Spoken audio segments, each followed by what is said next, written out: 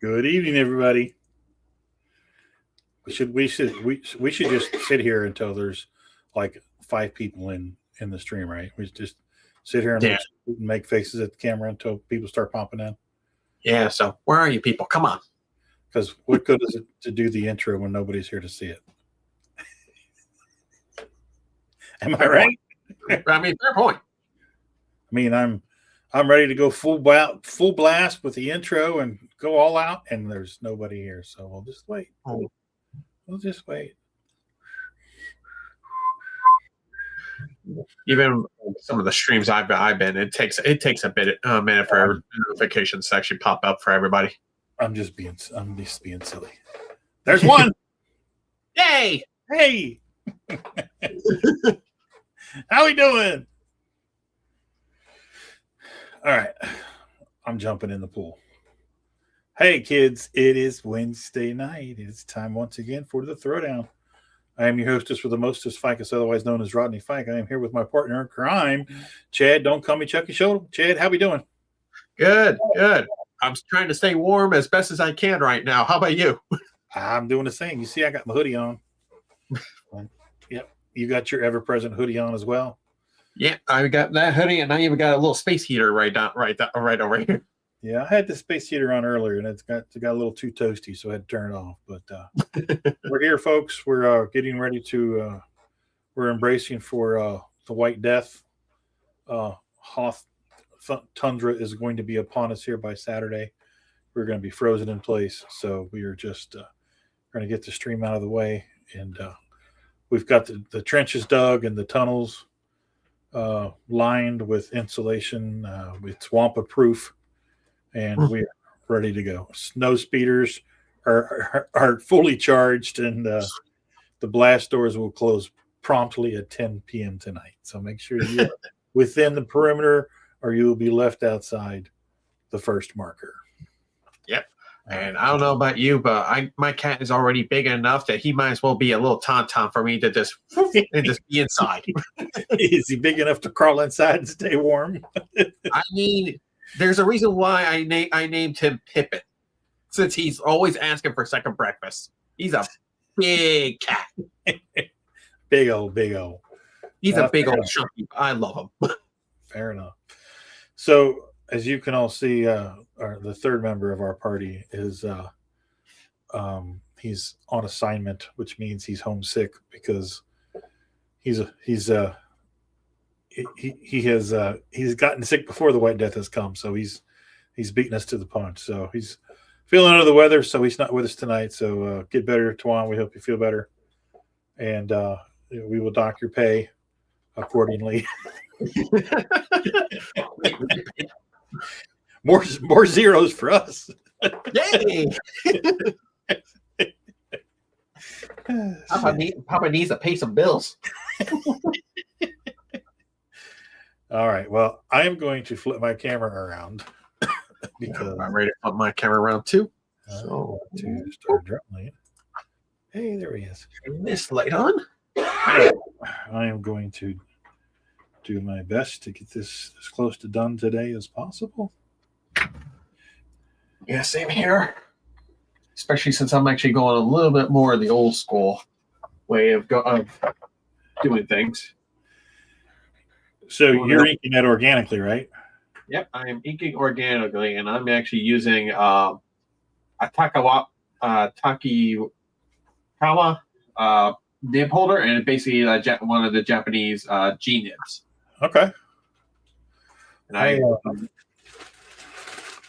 I started inking that.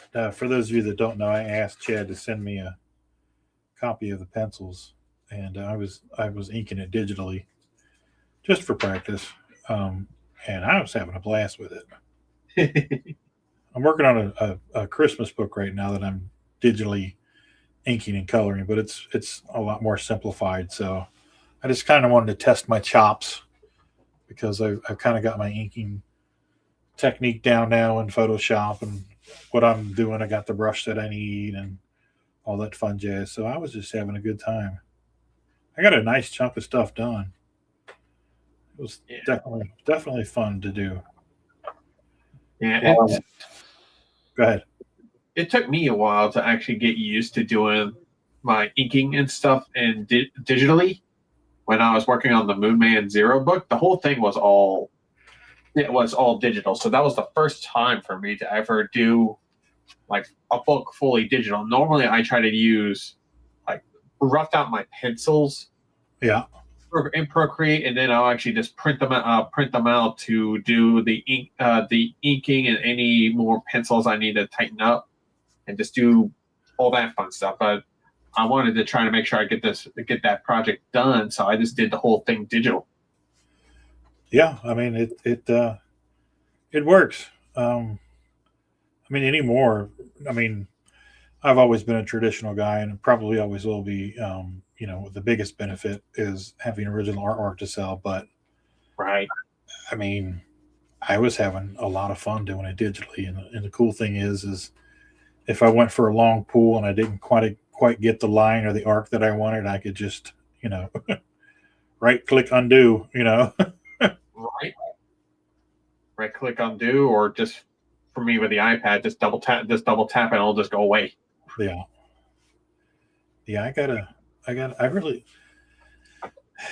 I've got Procreate on the iPad. I don't use it a lot, but I really like the Procreate's really awesome.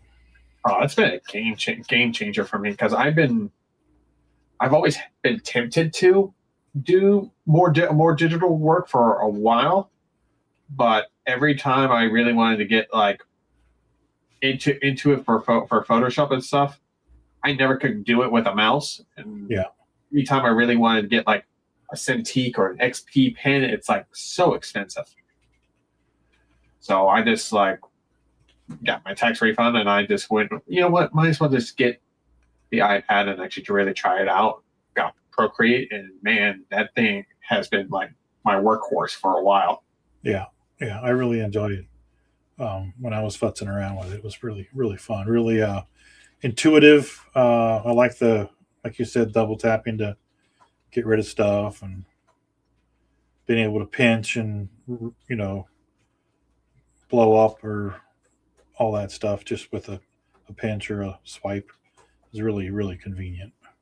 Oh, yeah. And especially if this is me personally, I actually got a whole bunch of screen protectors for my iPad that's called Paper-like. Oh yeah, I got the same thing.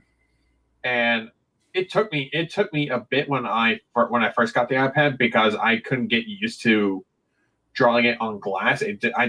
I'm so used to doing everything traditionally, like the sound of paper. Yep. That's just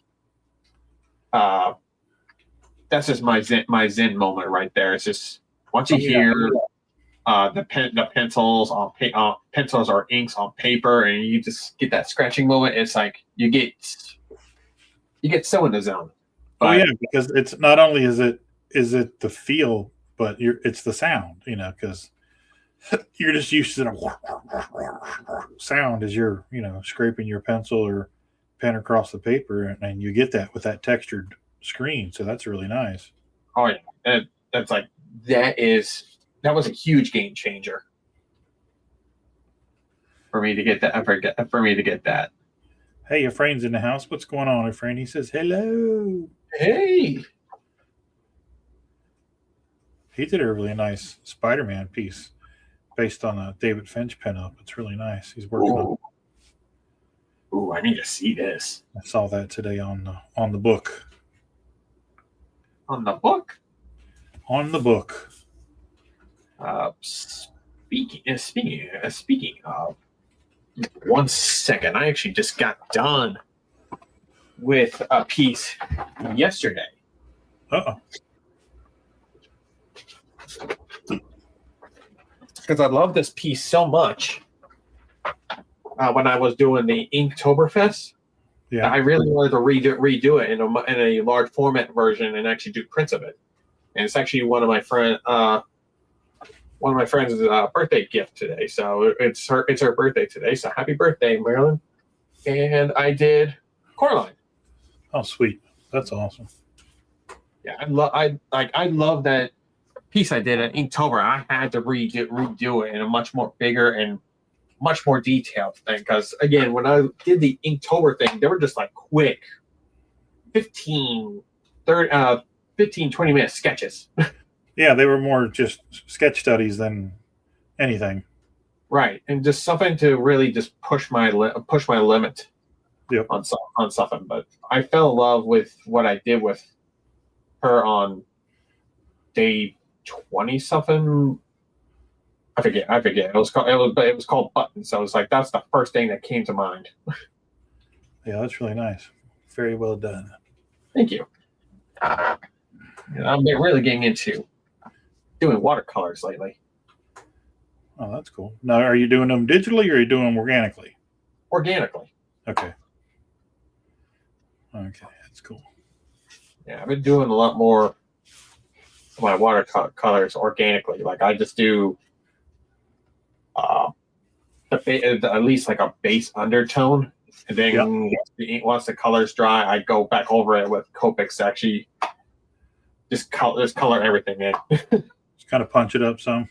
Yeah, just more like little sharp shapes here, little sharp colors here and there, but then have the undertones of the watercolor really just give it that moodiness from it.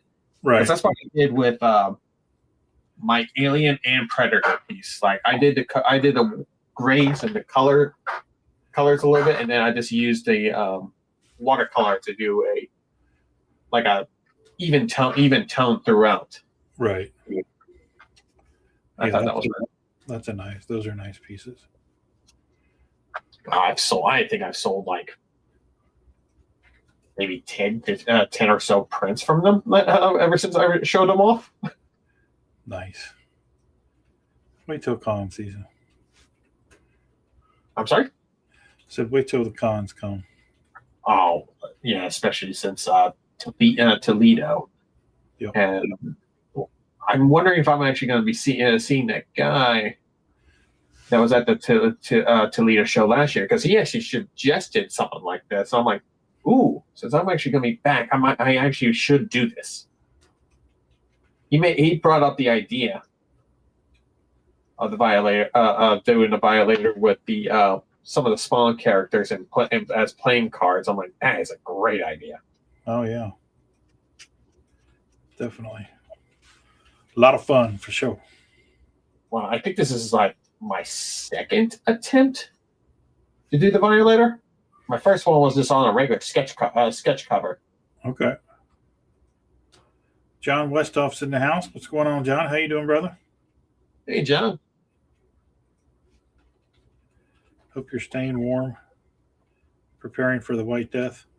I don't know if you were outside a few. I think it was Monday, with the Northern Lights happening near us.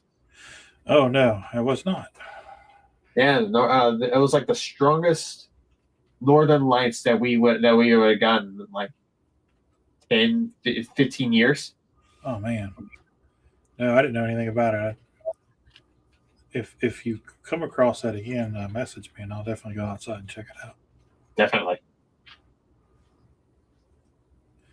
I go out, like when I take the garbage out, I'll stand out on the deck and I'll stare up at the stars and just kind of marvel at it all. Right. Okay, so since I'm actually I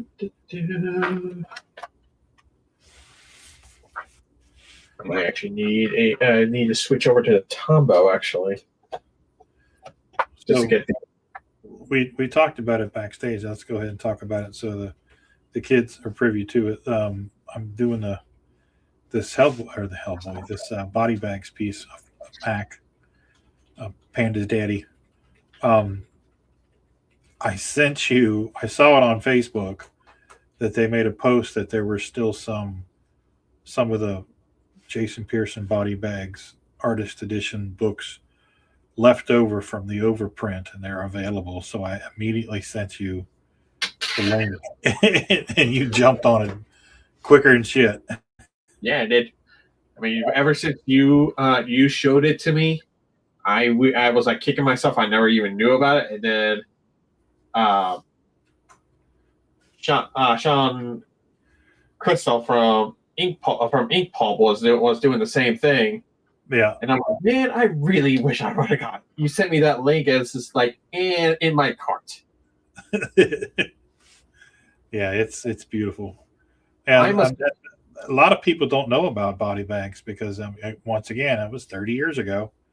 Yeah. You know, going on 35 years ago, and this was just such a revolutionary book because of one, Jason's artwork is just absolutely phenomenal. Oh yeah. And just the violence in the book is just, if you're a fan of the ultra violence and shoot 'em up, cut 'em up, bang 'em up books, then Body Bags is right down your alley. And Jason's artwork is just worth staring at for hours and hours. It's just so meticulously done. Brilliant uses of light and shadow. Hey Benji, how you doing, buddy? Oh, buddy Benji Torres is in the house. Woo. But yeah, it's just if you're not familiar with Jason Pearson, I highly recommend that you hop on the Goog and check him out. Incredibly talented master of black and white. Composition. I always loved his composition, layout, design. Mm-hmm. It really felt like every book that he did a lot of covers for Marvel and DC, and even Image, but he did some interiors. But to me, every book that he ever illustrated, it felt like an episode of Die Hard or like Lethal Weapon or one of those just John McTiernan action flicks. It's just, just in your face action and adventure. Right. So, definitely, if you're not familiar with Jason Pearson's work, I can't recommend it enough. And well, I got Chad hooked on him, so he was at the studio last weekend and flipping through the artist edition, and he's like, "Oh my god!" Right. And also, I'm also like a big sucker when it comes to these artist editions. To see these big books that are about the size of the 11 by 17s. Yeah. And seeing the original like a whole bunch of marks, whole bunch of notes and everything. I'm just a sucker to see those. Oh yeah, all the pre-production stuff and yes, all the whole lines and all that stuff. Letters to the notes to the colorists, notes to the letterers and stuff like that. I just love that. It's just awesome. Oh, they're great. They're great. If you're able to find them, they really need to bring out more titles and do more books like that. I would probably actually have to get myself a loan just to actually get as many as I can. Well, that kind of started about this time last year. I got IDW had a sale on them, and I was first made aware of them because John Byrne's Fantastic Four edition. I saw it in a comic book shop a few years back, and I never picked it up because they've got a $125 price tag on them. I mean, they're 11 by 17 hardbound, square bound, books, and they're easily 100 pages. It's entire issues of a book, the original pages, original artwork shot. So you're getting photographic, stat quality reproductions of these pages. So I still haven't gotten the John Byrne's Fantastic Four because it's ridiculously expensive. But I got his Avengers one, I got his X-Men one, I got the Michael Golden edition. I got Dave Mazzucchelli, Frank Miller. The Mazzucchelli one I still need to get. But like the Body Bags one was like my sixth one. And I just love them. I just stare at them. I got an Arthur Adams one. I just love them. Oh man, I'm trying to also see like what ones do I have currently, because they're still all in their boxes. Because I know I got the New Gods Jack Kirby. Okay. And I do know I also got the Hellboy one too. I didn't get that one. I got that one. I got that at Arcadian when they actually had it. Okay. So I was lucky to pick up that one. I really wanted to pick up the Watchmen one, but as soon as I saw it, and I was thinking, okay, maybe next time. I come back the next time, it's gone. Yeah, they don't last. Nah, they really don't. I mean, I'm still tempted to still get myself the Tom McFarlane one and the Jim Lee one. Yeah, I got the Jim Lee one, but yeah, I got to get the McFarlane one. Yeah, and then Dave Mazzucchelli one keeps getting sold out.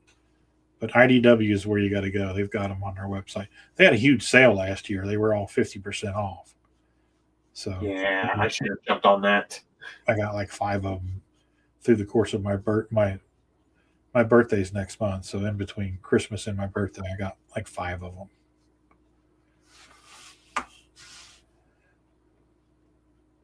Yeah, I need to. I also got like the those little artist editions that are the softbound are a little bit smaller, but a lot more affordable. And I got John Buscema's Silver. Yeah, I need to get his Marvel one too, because I mean I grew up on his Avengers and his Conan, so I love that stuff. He's like the quintessential look of Marvel Comics, you know. Oh, I know. I have a few books that's actually right here by my desk that I still actually go through to be like, I'm really having a difficult time actually drawing like certain poses here or certain like facial structures here. Right. I crack open one of those books of like my favorite artists, and I go, all right, let's take a look here and see maybe there's a good idea. Oh, here we go. Try to do something like that. That's actually a good reference for me to use, kind of thing. Yeah. Yeah, that stuff is invaluable if you're struggling. That's for sure. Oh yeah. I mean, DCE now are starting to do comic issues of their number ones, and they're calling them like the work in progress. Yeah. I wish I would have got it, but it was the absolute. There was an absolute Batman work in progress one. I thought they were called the Treasury Edition. Or is that what the other ones are called? They might be the Treasury editions. I only call them the work in progress ones because right by the DC and number ones, I just see the words "work in progress" written right on there. Okay, that's probably what they're called. Well, just an FYI, Comics to Games over here in Florence, they have a whole shelf in the back that has all of those. Ooh, like the new Hush that came out, they got all those in 11x17. Standard books, but they also have the work in progress books. I just happened to notice them last week when I was in there, and I was like, oh wow, these are really cool. But they're the softbound ones, so they're not really, they're not $150. I got something kind of close to that. That was like 11x17. That was like mostly meant for like an issue 1. Yeah, but it was back in 2015, 2016 or something like that. Okay, and I met Tony Moore. He was actually selling the Walking Dead issue 1 unwrapped editions. Oh, nice. And they were 11x17, and they were all like the original scan. So there was no edit whatsoever, except for adding the word bubbles. Right. But otherwise, it's like the original pages of The Walking Dead issue 1. Wow. And I think I got that for like $35 or something like that at the Cincinnati Comic-Con. Okay. And I think I still have it. I just don't remember where I placed it. It's here somewhere. I just got to find it. Exactly, especially since it was one of the few books that he actually had that I felt like it didn't cost me an arm and a leg. Right. Yeah, that's the thing, man. Is anymore they're just charging out the ass for stuff at shows. It's just like, God damn, guys, Like, can't afford anything. even now, Okay. I'm still afraid to open up my Duke Energy bill.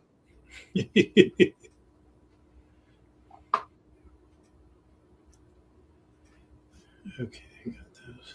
I want to go solid black on those eyeballs. That works for me. Okay. That's like really good. Really well how like very crisp the lines are. Thank you. Yeah, I pretty happy with that. Let's see. Forgot his other leg over here real quick.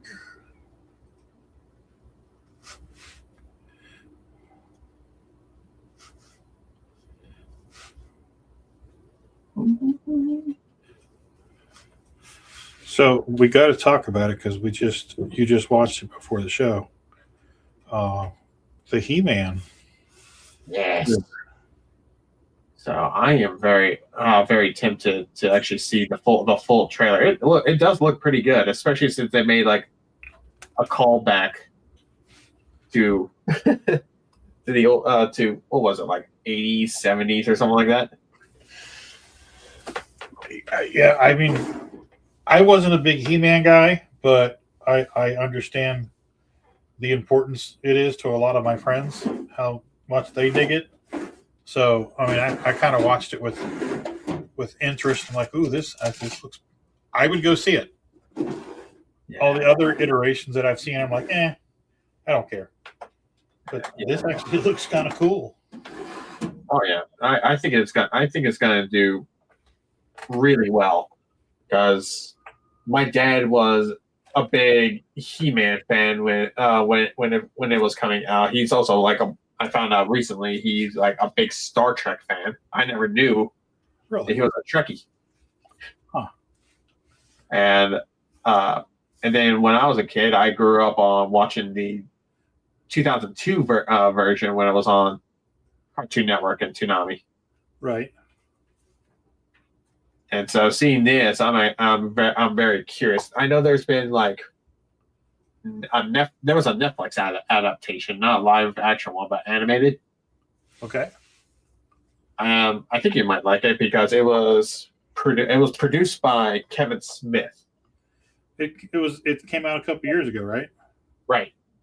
Yeah. I keep meaning to check that out, and always end up forgetting. Yeah, for me, when it comes to Netflix, when it comes to like TV, some TV shows like that, it's like you gotta watch this. Oh, we have another series, but it's kind of tied to this. So you gotta watch this. So it's like Marvel Comics, basically. You got to read all 17 titles to get the full story. Yeah, no thanks. As much as I love Marvel Comics, I'm over that shit. Yeah, I think that's started becoming more and more of a trend, and I think that's kind of been the reasoning why a lot of the younger audiences are really getting more and more into manga. Yeah, because it's a story. It's a story literally from beginning to end. There's no side stories, there's a couple that have now done side stories, but it's just a story that's literally from beginning to end, and it's like you don't have to deal with an artist that you really liked when you first were reading it, and then all of a sudden there's a team change, and now everything's completely different. Yeah, that's Marvel 101, which I have always hated that about Marvel. I don't know. They run things a lot different than I would run it. I would have people. First of all, I would get away from monthly publication because that just handcuffs so many people. And you're dealing with a world of artists, and artists are nothing if not unreliable. But I would make sure I would decide what the stories are going to be. I would assemble the creative team I would have them working on it, wouldn't even promote it until 4 issues were done, and not even release it until the entire story is done. And that way, you're gonna have the same creative crew on the entire story. It's not going to look rushed. It's going to be a quality product, and that's like you say, that's what you get with anime. Like the Batman book, the Batman anime that you plugged me into last year. Yep. I bought issue 1 because I really liked the way it looked. And then came home and kind of flipped through it and stuck it on the shelf and haven't touched it since. But when I was in the store the other day, guess what was there? Volume 5. Ooh. And I'm like, oh shit. Okay. And I pick it up and I flip through it. Looks just as awesome as Volume 1. And I'm just like, maybe I need to give this another try. I mean, I'm all on board because it's Batman. Right. So I might be a little biased there. But I mean, I hear what you're saying. It's just Marvel. Well, I'll give you a perfect example. I just finished tonight watching the show 1923, the Taylor Sheridan prequel to Yellowstone, the second prequel. And they had all these different storylines going on. And it just kind of ended with oh, okay, is that it? And it was just like, 2 seasons, 15 episodes in total. And I was just like, I felt like it was a waste of time. It's like nothing, I don't know. It was just, one, it was really, really predictable. And I don't know. It just seemed like it ended the exact same way I thought it was going to end. Pretty typical way for something to end. And I'm like, really? Is that all you got? And right. Really disappointing. I'm like, wow. I mean, I liked it, but I just didn't like the way it ended. It's just like, okay.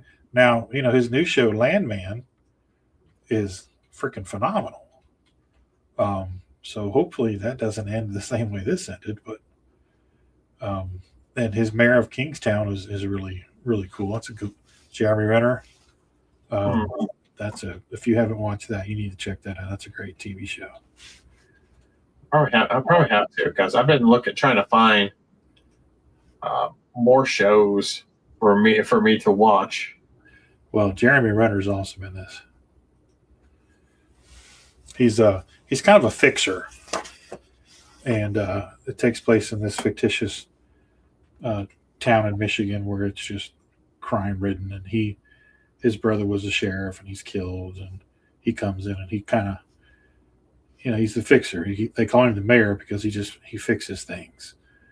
And it's really good. Tries to keep the gangs from, killing each other in the streets and all the shit that's going on with the police departments and all this other stuff. It's really good. I think you'd like it. I'll definitely give that one a shot. And normally I try to give any show that I watch like a 3 to 5 episode watch, and if it doesn't really gravitate me, that's it. Yeah. Well, I mean, it's Jeremy Renner. You can't go wrong with him. He's just so magnetic in the role. So I think you'll enjoy it. Yeah, you really can't go wrong with that.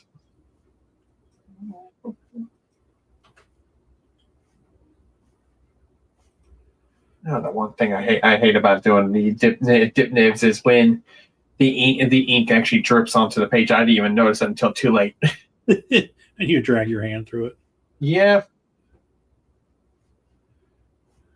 Yeah, it's all right. Why not? We'll fix it. I did that on Sean's cover, Scarlet Hunter's cover that I inked last weekend. There was areas that needed splatter on it. So I got out my old, trusty toothbrush and my ink, and I did that. Yeah. Hey, Richard, what's going on, brother? Rich is in the house. Richard. So, fellas. And I dumb me, I did the bottom part first and then went up into the top part, and you can guess what I did. Oh, I drove my hand through the bottom part and made some smooshes. And I was like, God damn it. I was cussing myself and all that. But then I took the world's best invention in the last 20 years, the white Posca pen, Mm-hmm. and went in there and just kind of did my best stippling imitation amongst the black smudge, and you can't even tell the difference. Yeah, I haven't done the toothbrush thing in a while. Normally, I just take like a little bit of white out and a little bit of a brush, and I just go.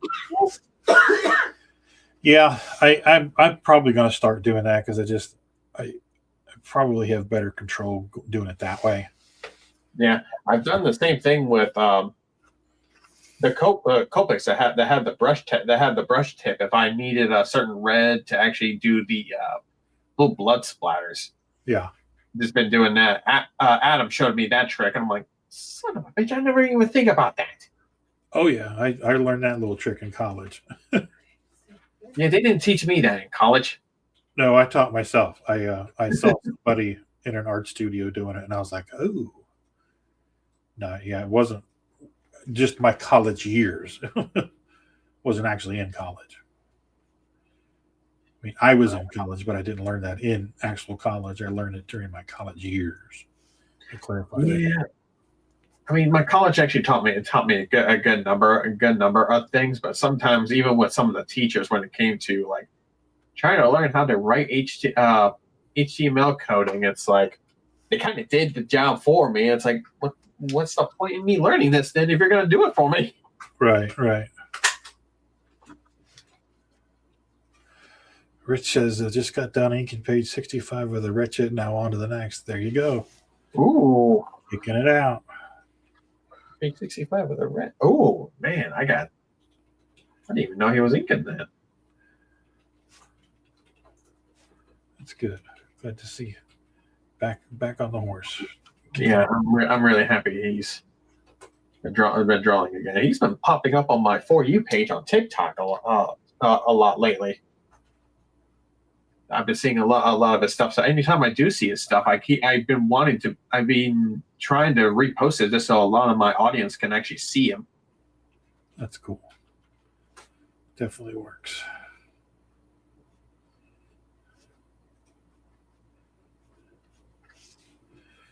Okay, let's see here. I'll probably have to go into Adobe Illustrator and actually try to do some vectorized drawings of Spawn and now because I don't even know how I'm gonna draw these guys.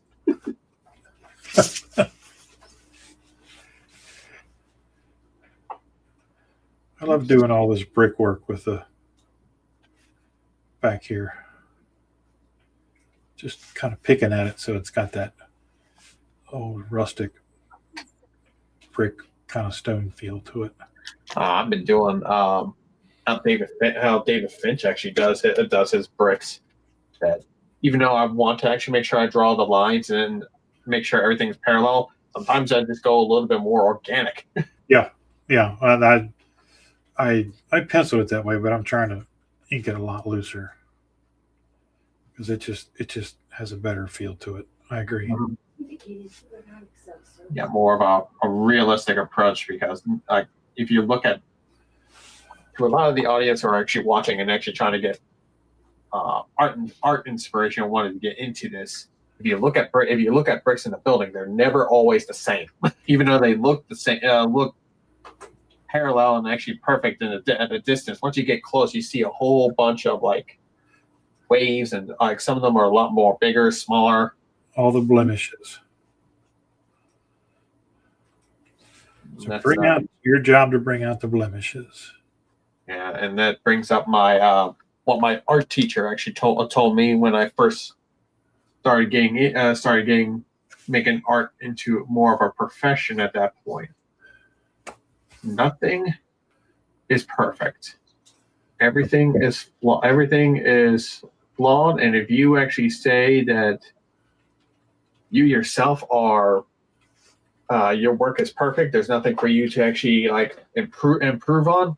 Well, you kind of just failed at that point because now you just put yourself into a ceiling when art itself has no ceiling. You just have to grow today, and if you feel like that's it for you. Try to improve yourself tomorrow. Exactly.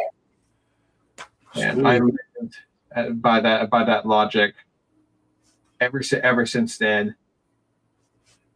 And I make sure I try to teach that to everybody at conventions and kids who actually want to draw, and do comic books and stuff. Right. Make sure that when they feel like it's not like yours, it's not perfect. It's like that's bullshit. There's no such thing. Right. Yeah. School's always in session, so keep your ears open, your eyes open, pay attention to what's going on. If you think you know everything, watch somebody that's older than you, and you will learn very quickly that you do, in fact, not know everything, and you might actually learn something. Right. That's what I used to do when I was younger, when I was in my 20s and I was going to shows. You know, I've said it on here 1,000 times. I would just stand behind the artists and watch them work, you know, and just pick up different techniques, you know. How do you do this? How do you do that? You know, and sometimes, you know, most of the guys, and now girls, you know, they'll show you what's going on. They'll give you some tips, some pointers, and that's always nice. Oh yeah, I still remember when me and my buddy Nick a few years ago, when I didn't have a booth at the expo one year, because I think that was the day when Stan Lee was here, and I'm like, nope, not getting a booth. I'm getting in line to actually make sure I get myself a Stan Lee signature. And Todd Nark was actually there. So while he and I were actually Nick and I were actually walking around, I see Todd Nark's booth, and I'm just like watching him draw, and I've just been picking everything up. I've been picking his brain, and he was just so nice to actually just tell me everything. Yeah.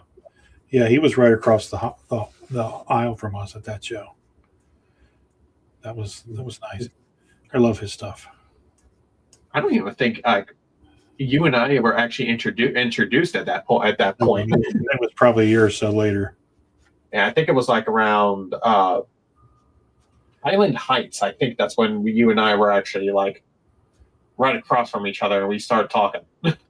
Yeah, because I did Free Comic Book Day out at the House of M 2 years in a row, and they were talking about you. They said, well, there's another local guy that does stuff out here. He's really good. And he was like, his name's Chad something. Oh, okay. And then I saw you down at the at the expo, and I think that's when I walked up to you and was talking to you. Mm-hmm.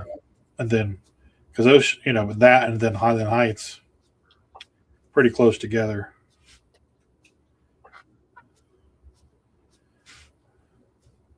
We became pretty really good friends ever since.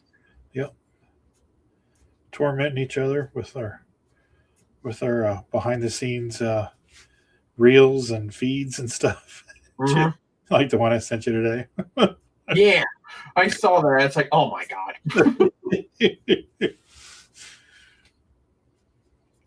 John sent me. I sent it to him too, and he was like, "You were one sick puppy" or something like that. And I was like, he said, "There's something wrong with you, man. I can't." And I was like, and that's why we're friends.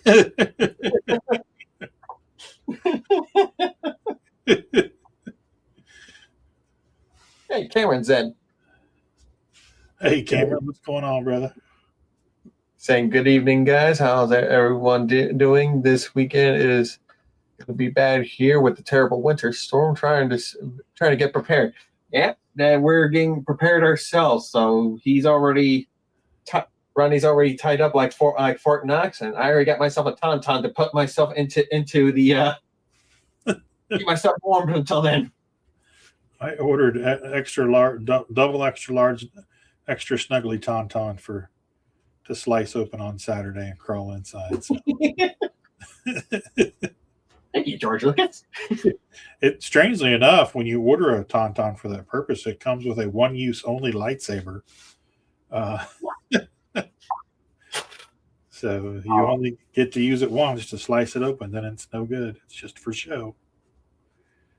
That's fun. That's actually funny you said that. My buddy Ben actually showed me a reel he showed me 2 reels. They're both the same thing, but it was just like you have 2 choices. You either get yourself win yourself $1 million, or be Godzilla for the day. And you just see Godzilla just showing up out of nowhere. But then he shows me another one because his son, that's 7 or 8 years old right now, is really getting into Dragon Ball. So he says the same reel, and it's just like either win $1 million or do the Kamehameha away for all one time, and you just see the anime just doing the Kamehameha. I'm like, yeah, I would have done the same thing. It's like, what would you do at? The moon? I don't know. Just going to town. I don't know. Point me at to wherever the most evil place is, and I will shoot it. City Hall. Oh, sorry. Close enough. And that would make the 10 or 12-year-old me extremely happy for me to pull that move. I mean, because come on, we've all been Godzilla at one time or another in our youth. Exactly. And our Army men and Star Wars figures and G.I. Joe figures all paid the price for it. Or our Legos. Our Hot Wheels, the Legos, everything we had to build make believe. Oh God, my feet are already hurting just accidentally stepping on a Lego. Dismantling our worlds of make believe with our pretend fantasies of being Godzilla. I mean, can you blame anybody who wants to actually pull a Godzilla move and pull an atomic breath? No. Exactly. If it's a one-time use, it's going to be like worth it.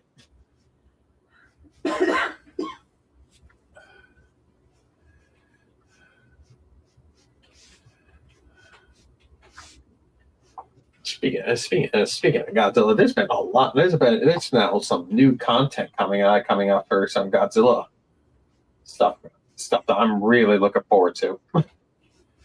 Aren't they doing a season 2 of Monarch? Aren't they?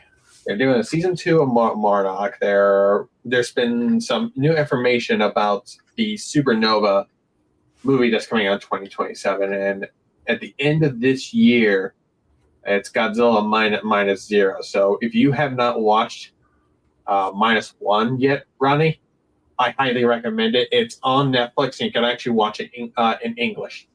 Uh-oh. -1. -1. There's two versions. So there's that the regular one, and then there's the minus color. Yeah, Personally, I don't mind either or. I do like the minus color one because it just gives more of that same feeling as the original Godzilla from 1954. right. Well, do me a favor, message that to me, because I'm sure as soon as the show's over, I'll forget about it. But now that I'm done with 1923, I need something else to put up on the TV while I'm working. Okay. Cameron just messaged us back saying, "Wow, these pieces look phenomenal! Fantastic job, guys! Thank you, Cam." Thank you, brother. Appreciate that. Yeah, this is like my second attempt at actually drawing the Violator. The first time I did it, it's like you just see him like smiling, but you see him ripping his face off to see the demon version of him underneath on a sketch cover. Nice. And I gave that away to Comics Curing Cancer. And I think that sold for like $90 or something like that. Nice. That's and, yeah, it's always great, especially since I think that was my first cover to actually go on international. So I think it went to Australia. Oh, sweet. Hell yeah. Never had anything gone outside the United States until then. Oh, I have. I've got books on 5 different continents.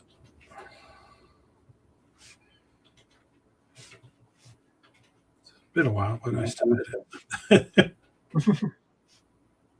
I mean, I'm still on cloud 9 when I re-looked at the Moonman Zero, and I didn't realize there was the some written reviews on the back of them, and I just saw Kevin Smith reviewed it. Yeah, that's awesome. That is so cool. I'm like, oh my god, he saw my work.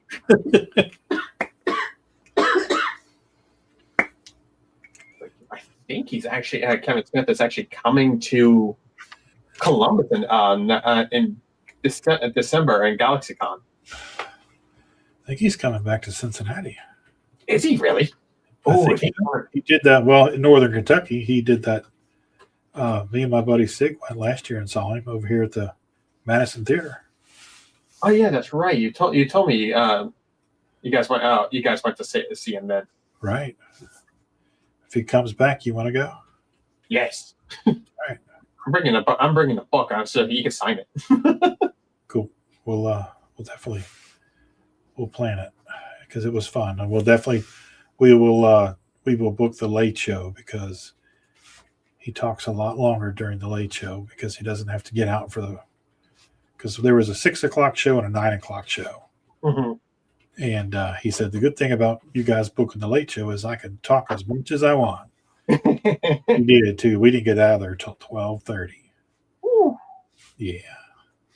But it was awesome. He's a talker now. He likes to talk. But, yeah. Just from seeing his photos, I still always see him as like the big guy that you normally see him like in Jay and Silent Bob. Right. But then, yeah, you see his recent stuff, and that just makes me really like concerned. Like, is he okay? He doesn't look okay. Yeah, he's probably on that Ozempic kick, like all of Hollywood is, or whatever the stuff that I forget. Ryan. He was a comic book artist that we talked about at one of the shows. Ryan, I forget his name, but during that weekend he was just like really high. Oh man, I don't know who you're talking about. I'm drawing a blank. Ryan Benjamin. Oh, okay, yeah. Was he was drunk, wasn't he, or something? Yeah. He was on something. Yeah. But then I went to I saw him again at the Heroes Con, and he looked like he was really chill, and he was actually really helping out a lot of people.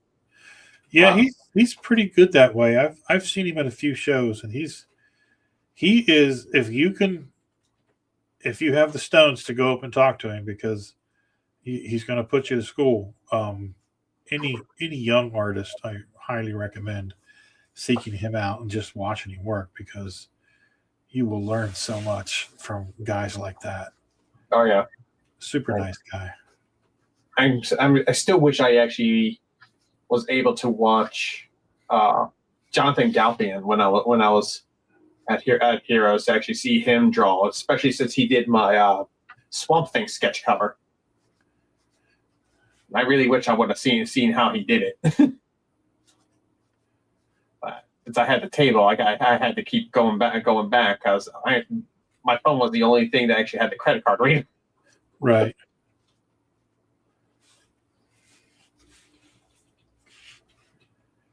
Yeah, I met him a couple of times, not really realizing who he was. I mean, he was always nice. But then when I realized who he was and what he worked on, I was like, oh, shit, I knew you. Oh, yeah. He was a really sweet dude. And he actually did show me like a couple of some of the equipment that he used while he was actually doing some sketch covers while there. Including looked like he made it himself. Like it was a little water tray that he was able to actually get out all the water right out of the brush when he needed it. Really? Yeah, it looked like it was he or somebody made it for him, and he's been using it ever since. Huh. But the fact that I was actually happy enough to actually get one of the pages that's now displayed. What book was that from? Hoth. Oh, that's right.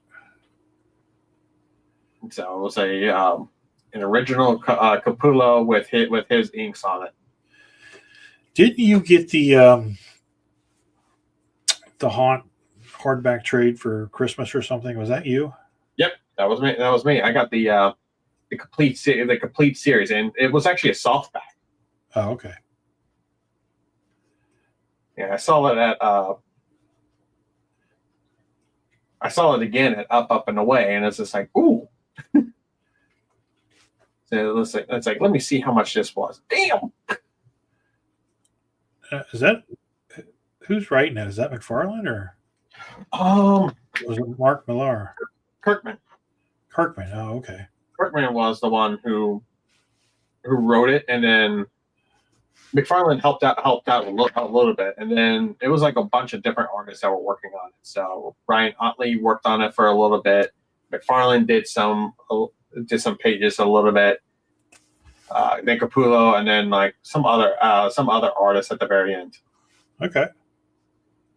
So I just got it because I really love the art style when it came to the earlier issues.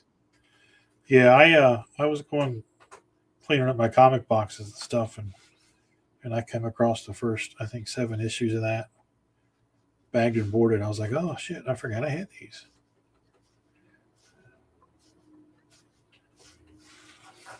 Yeah, I really liked it. I actually got my first issue of Hunt from an Indiana Comic Con when me and my buddy Richie, when we were actually debuting.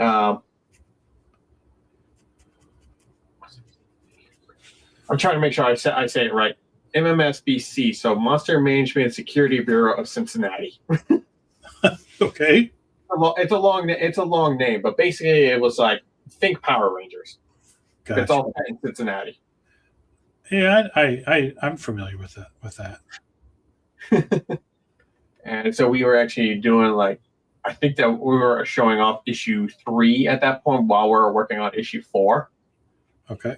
I was able to just walk around and I saw a sketch variant of issue 1, and I just immediately grabbed it because I just really liked how it looked. And I think it was a McFarlane sketch at that point. Oh, that's cool. That and a huge War Machine figure. Water Machine? What's that? No, War Machine. Oh, War Machine. Okay. The Iron Man War Machine. It was it's like a. Yeah. I got you. But I did, and then meet a couple actors and actresses that were actually there. Nice. It was funny to actually see both the devils from Supernatural and what were like literally next to each other. Oh yeah. So I forget the actors' names, but but it's like one of them played Lucifer, the other one played Crowley, who actually took over Hell after Lucifer. That's a show I could never get into. Oh, my family and we watched that show like religiously all the way up to the very end. How many? It was like 15 seasons, wasn't it? It was a long time, wasn't it? 15 seasons. Wow, that's crazy. 15 seasons. I have all of them on DVD and Blu-ray. Wow. But then again, I normally watch them on Netflix until they took it out. Huh. It's like, I mean, I've seen a couple of episodes, but I don't know. It just didn't grab me. Nothing against it, you know. Yeah. To each their own. Right. But it was my first introduction when it came to the supernatural, actually learning about some of the cryptids and a couple other paranormal stuff at that point. I got you. That's always fun to encounter for the first time. And I think my dad was actually really more into the show because of the car. Because of what? The car? Because of the car. Yeah. Yeah, I've seen that car at many a shows. Oh, the first time I actually got a chance to actually like at the show, I think it was also at the Cincinnati Comic Expo. I saw the Impala and got a chance to get in it. It's just like, okay, now I see why my dad loved this car. Yeah, I think Lexington was the first time I saw it. Lexington Comic-Con. I don't think that's that's a show I've actually ever been. Well, we'll talk about that off air. Oh boy, definitely. We'll leave it at that. I think that just you saying that is enough for me to actually now know. Right. So you picked up on the nuances. Yeah. All right. Finish this little line of shading here. Oh, I didn't even see Cameron's other comment. Yeah, with this minus series from Godzilla, they will go down as masterpieces and perfect sequels or films that will go along with the 54 films. Yeah. Wow, that's just crazy to think about. Yeah, I mean Godzilla. There's so many Godzilla movies that spanned throughout like 70 years from movies and TV shows, hell, even cartoons. Yeah. It's been around that long. It's hard to fathom. But I mean, hell, I remember being a little kid in the 70s watching Godzilla and just loving it. Oh, I got introduced to Godzilla as a kid because my friends actually got these Godzilla toys. I didn't even know what they were, and I thought they were actually really cool. Got a chance to watch at least one of them. That at that point, my parents actually were okay for me to watch.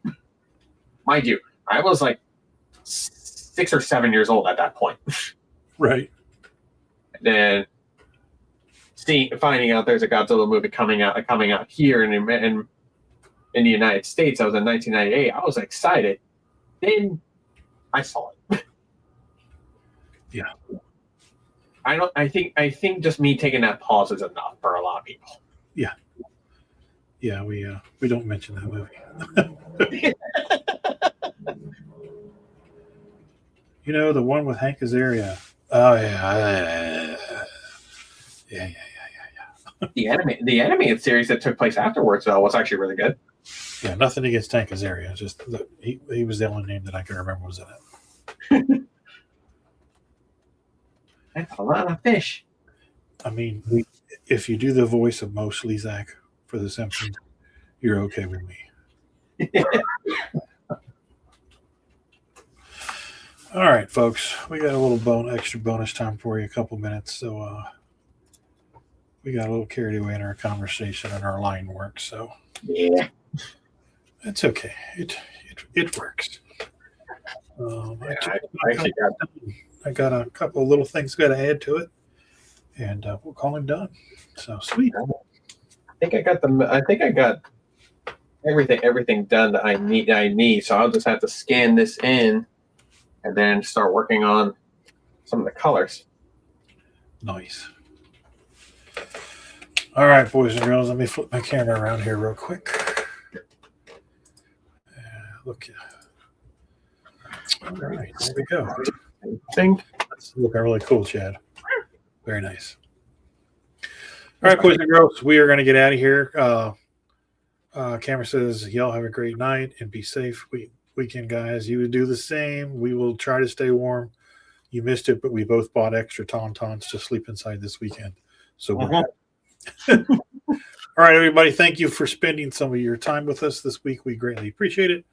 We hope you all have a great week, rest of the week, and a great weekend. For those of you that are going to be victimized by Snowopolis, be safe, stay warm, don't do anything stupid in the cold, and be good. So for Chad, don't call me Chucky Shodel. This is the Ficus saying so long, everybody. Take care of yourselves and each other. Bye-bye.